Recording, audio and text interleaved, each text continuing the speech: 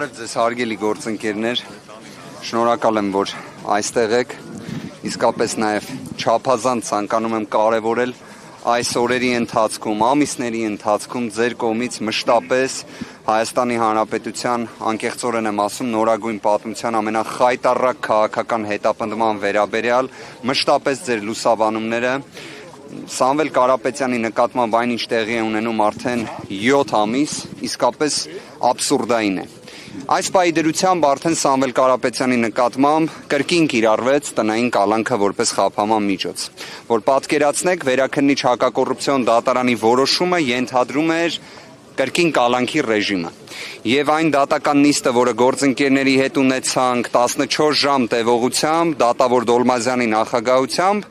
կրկին հանգեցրեց նրան, որ տնային կալանքը կիրառվեց որպես խափանման միջոց։ Իհարկե նաև այն սահմանափակումները, որոնք կիրառվել էին հրապարակային խոսքի առումով, դրանք վերացվել են։ Եվ այդ վերացման սկիզբը իհարկե արդեն դրել էր հենց վերաքննիչ հակակոռուպցիոն դատարանը։ Իրավիճակը հետևյալն է, այն, որ Սամվել Կարապետյանի նկատմամբ ընդհանրապես որևէ խափանման միջոց պետք է կիրառված չլինի։ Այն, որ այստեղ ընդհանրապես գործ չկա, բայց կա 7 ամսից ավելի տևող ամենաինտենսիվ քրեական հետապնդումը, դա հայտնի է բոլորին։ Այն, որ Սամվել Կարապետյանը 7 ամիս առաջ հստակ գիտակցում էր, երբ տան դիմաց եկել էին 100-ից ավելի ոստիկաններ, որպեսզի իրան բերման ենթարկեին, խուզարկություն իրականացնեին եւ այլ, բոլորի համար պարզ էր ինչ էր կատարվելու։ Բայց Սամվել Կարապետյանը, որպես ուժեղ մարդ, որպես ուժեղ հայի տեսակ, բնականաբար պատվով չնայած այդ ամեն ինչին 7 ամիս տևող կալանք ունեցավ, որը իդեպ կալանքը եւ տնային կալանքը նույն կալանքն է եւ այն հիմա էլ է շարունակվում։ Իրավիճակը սա է։ Պարոն Վարդանյան, խնդրեմ մի փոքր մանրամասնեք հրապարակային խոսքի սահմանափակումը, որ հանվել է, դա ինչ է ենթադրում։ Տեսա ուղերձով կարող է արդյոք թե էլի փաստաբան։ Որոշ մանրամասներ կներկայացնենք առաջիկայում, բայց առնվազն, երբ գտնվում էր Սամվել Կարապետյանը քրեակատարողական հիմնարկում, մի շարք հարցերի վերաբերյալ իր հրապարակային խոսքը դուք լսել եք, դուք լուսաբանել եք, մեր հանրությունն էլ դրան հավուր պատշաճի արձագանքել է։ Առնվազն այդ ձևաչափի տեսանկյունից խնդիր չի լինելու։ Մնացյալ մասով լրացուցիչ իրազեկումներ դեռ առիթ կլինի տրամադրելու։ Պարոն Վարդանյան, դեկտեմբերի 30-ին գրավ էր կիրառվել, այս դեպքում գրավ եւս համակցված կիրառվել է, բացակայելու արգելքը եւս կիրառվել է, իսկ թե արդեն մնացյալ հանգամանքների վերաբերյալ, նույն սկսած մեղսագրվող արարքների, հիմնավոր կասկածի այլ հարցերի մասով, մենք երբ կունենանք ամբողջական դատական ակտը, մանրամասն լրացուցիչ դրան կանդրադառնանք։ Մի բանը հստակ է, որ Հայաստանի Հանրապետությունում մենք ունենք ընդհանուր առմամբ մարդասիրության ճգնաժամ։ Այն, որ մեզ մոտ քաղաքական հետապնդումները, այն, որ քաղաքական բանտարկյալների թիվը իսկապես ռեկորդային է, դա արդեն հայտնի է բոլորին, բայց մենք ունենք նաև մարդասիրության ճգնաժամ։ Այն, ինչ տեղի ունեցավ 2026 թվականի հունվարի 16-ին, երբ Սամվել Կարապետյանը գտնվում էր բժշկական կենտրոնում, իր հիվանդասենյակում եւ այդ պայմաններում քննիչի եւ դատախազի գործողությունների, ինչպես նաեւ վերաքննիչ հակակոռուպցիոն դատարանի, որը ամբողջությամբ տեղավորվում է քաղաքական հետապնդման այս աբսուրդի մեջ, գալիս են եւ ներերակային ներարկումը ընդհատում են փաստացի, բայց այստեղ պետք է անկեղծ լինեմ, որ հենց ինքը Սամվել Կարապետյանը գտնվելով հիվանդասենյակում, երբ տեսավ ոստիկաններին, իր առաջին գործողությունը այն էր, որ ինքը հենց նաեւ անջատեց համապատասխան սարք։ Հենց ինքը։ Եվ ասեց գնացինք։ Սա էր իր արձագանքը, սա էլ հերթական անգամ, կարծում եմ նաև մեր հայրենակիցների համար, ովքեր նաև արդեն պատկերացում ունեն Սամվել Կարապետյանի մասին, իր տեսակի մասին, կարծում եմ դա կանխատեսելի էր, որ այդպիսինն է լինելու իր արձագանքը։ Ասելով գնացինք։ Ոչ թե ասելով, թե ընդհանրապես սա ինչ է, իհարկե մենք պաշտպաններով անկեղծ եմ ասում, եթե հնարավորություն ունենային, կցանկանայի, որ այդ տեսարանը ընդհանրապես չտեսնեի կամ հիմա մոռանայի։ Բայց դա է եղել իրականությունը։ Սա է եղել իրավիճակը, որում մենք փաստացի ամեն օր ապրում ենք ու փորձում ենք իրավաբանական գործունեություն իրականացնել։ Սա աբսուրդ էր, հարգելի գործընկերներ։ Սա մարդասիրության ճգնաժամն էր։ Բայց ունենք նաև այն փաստը, որ Սամվել Կարապետյանի տեսակը այդպիսինն է։ Պարոն Վարդանյան, բողոքարկվեց դեկտեմբերի 30-ի որոշումը, այս դեպքում ինչ սպասելիքներ ունեք, նորից կբողոքարկեն երկամսյա կալանք, այսպես նորից չկա։ Իհարկե ամենայն հավանականությամբ նման զարգացումները սպասելի են, բայց բոլոր դեպքերում կարող եմ մի բան ասել, որ ցանկացած ապօրինություն Նույնիսկ ամենամեծ ապօրինությունը, որը Սամվել Կարապետյանի նկատմամբ տեղի ունեցողն է, ունի սկիզբ եւ ունենում է վերջ։ Եվ վստահաբար իր վերջը ունենալու է։ Այս քաղաքական հետապնդումը ի վերջո դադարեցվելու է։ Այլ հարց, թե դրա բացասական հետևանքները մենք ինչքան ժամանակ ենք տեսնելու։ Մենք ինչքան ժամանակ ենք կրելու։ Մենք ինչպես ենք պատկերացնելու, որ օտար երկրյա ներդրողը ուզենա գալ Հայաստանում մի ինչ-որ բիզնես գործունեություն ծավալել։ Երբ իրենք տեսնելու են, որ աշխարհահռչակ մեր հայրենակիցներից մեկը, ով Forbes-ի ցուցակում է, ինչեր է տեղի ունենում իր նկատմամբ, ով Հայաստանի Հանրապետության համար փաստացի բացառապես լավն է արել։ Ես օրինակ իսկապես այս վերջին շրջանում երբ տեսնում էի մի քանի հրապարակում, օրինակ Հեցի հետ կապված, հա, Հեցի գործարքի վերաբերյալ խոսում են մարդիկ, որոնք 2015 թվականին միգուցե դեռևս ուսանող են եղել։ Սամվել Կարապետյանը 2015 թվականին Հեցի սնանկացումից փրկողն է եղել, լինելով այդ ժամանակ էլ Forbes-ի ցուցակում։ Մի քիչ տրամաբանություն է պետք ունենալ ամեն մի նույնիսկ աբսուրդային ճակերտներում միտք արտահայտելիս։ Իսկապես մի քիչ ողջամտություն պետք է ունենալ։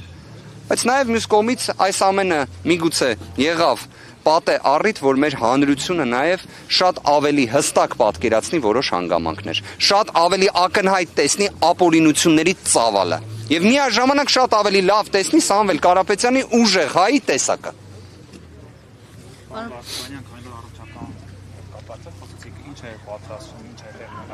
Կրկին Սամվել Կարապետյան տեղափոխվել է բուժհաստատություն, թե տանը բուժում։ Դրա վերաբերյալ լրացուցիչ եւս կիրազեկենք այն, որ դեռևս Սամվել Կարապետյանը ստացիոնար բուժման կարիք ունի, դրա վերաբերյալ կան բժշկական հավուր պատշաճի փաստաթղթեր։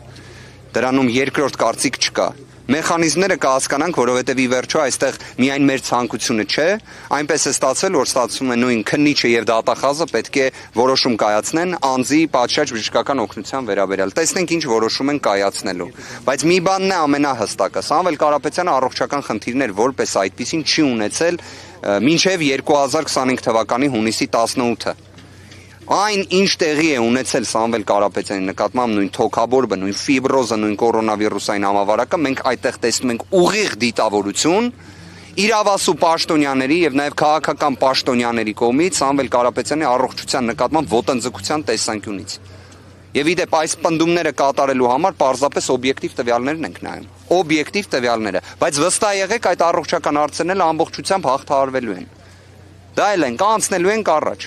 Ոնց տարբեր դժվարություններ Սամվել Կարապետյանը հաղթահարել է, սա էլ ավելի հստակ հաղթահարելու է եւ շարժվելու ենք առաջ։ Եվ միջուստող հարցը դեկտեմբերի 30 եւ խափանման միջոցով փոխվել է տնային կալանքի, այդ օրը բացառապես ընտանիքի անդամները, հա, կինը եւ երեխաները այս անգամ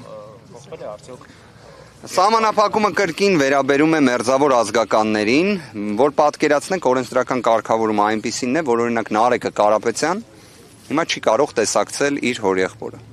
Աբսուրդ է, իհարկե աբսուրդ է։ Նրանք ինչի համար նման սահմանափակում նախատեսվի։ Այդտեղ էլ ինչի համար հարցի պատասխանը կարելի է միշտ գտնել քաղաքական հետապնդման տրամաբանության մեջ։ Ուղիղ։ Լավ, ի վերջո ինչ խնդիր կառաջանա, եթե Նարեկը Կարապետյան տեսակցի իր հորեղբորը, Սամվել Կարապետյանին։ Ինչ-ա լինում այդտեղ։ Ինչն է անհանգստությունը։ Բայց այդպիսի անհանգստություն ունի քննչական մարմինը, դատախազությունը, օրվա իշխանությունները։ Քաղաքական հետապնդումը ընդհանրապես միշտ է աբսուրդ։ Եթե աբսուրդ չլինի, քաղաքական հետապնդման կարիք չունես։ Այլ հարց, որ Հայաստանում այս գործով քաղաքական հետապնդման, ֆանտազիայի, աբսուրդայնության սահմաններ չկան։ Սահմաններ չկան, բայց դրանք բոլորը հաղթահարվելու են։ Մեկ վարքյան թող ոչ մեկ չկասկածի։ Պարոն Վարդանյան, ինչպես հասկանում նախաքննությունը ավարտվելու միտում չունի։ Դուք Իդեպ մի շատ կարևոր բացահայտում ունեմ անելու, հարգելի գործընկերներ, շատ հետաքրքիր։ Հիշում եք, մենք ունեինք 53 քննիչներից բաղկացած քննչական խումբ։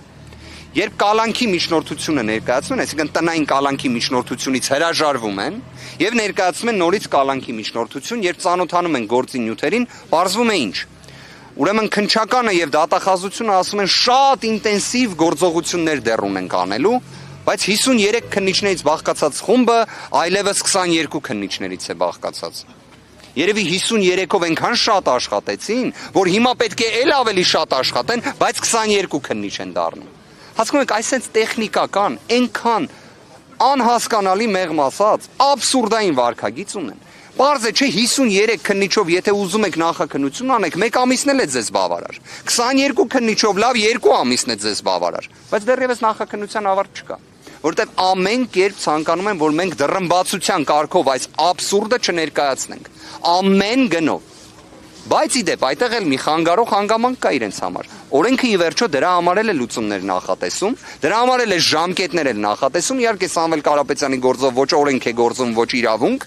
բայց ամեն դեպքում այդտեղ էլ լուծումներ կլինեն։ Դա անխուսափելի է։ Նաև ի վերջո ձեր կողմից հանրային արձագանքը սրան, կարծում եմ եւս չափազանց կարևոր է, որովհետեւ այն, որ պարսավելի երևույթ է, 7 ամսից ավելի իբրև նախաքննություն ներկայացնելը, դա կարծում եմ եւս որոշակի զսպող նշանակություն կունենա։ Ինչ ժամկետ կա, որ իրենք այլևս չեն կարող ձգձգել նախաքննությունը եւ պետք է արդեն Որ պատկերացնեք քրեական դատավարության օրենսգիրքը առավելագույն ժամկետներ է նախատեսում, դրանցից մեկը օրինակ այս դեպքով կարող է լինել 10 ամիսը։ Բայց դա որ պատկերացնեք առավելագույնի առավելագույնն է։ Առավելագույնի 53 քննիչներով հիմա արդեն 22, երևի շատ դժվար վիճակում են, շատ։ 53-ով չկարողացան, դրա համար որոշեցին թիվը պակասացնել։ Լավ, ամոթ է իսկապես։ Շնորհակալ եմ հարգելի գործընկերներ։ Որպես այդպեսին այս փուլում դեռ չկա։ Լրացուցիչ կիրազեկենք, ձեզ էլ շատ շնորհակալ ենք, շատ։ Կարապետյանը որևէ բան չի փոխանցել, որ ձեր միջոցով դուք կարողանաք։ Կարծում եմ դեմքին ժպիտը որ տեսակ եւ ակնհայտ է նաեւ, թե ինչքան է կարեւորվում մեր հայրենակիցների աջակցությունը։ Չափազանց եւ ինքը միշտ դրանից տեղեկացված է եղել եւ միշտ դա չափազանց կարեւորում է։ Եվ իսկապես չնայած այս աբսուրդին, այս ամենին դուք տեսաք միշտ ժպիտը դեմքին, միշտ։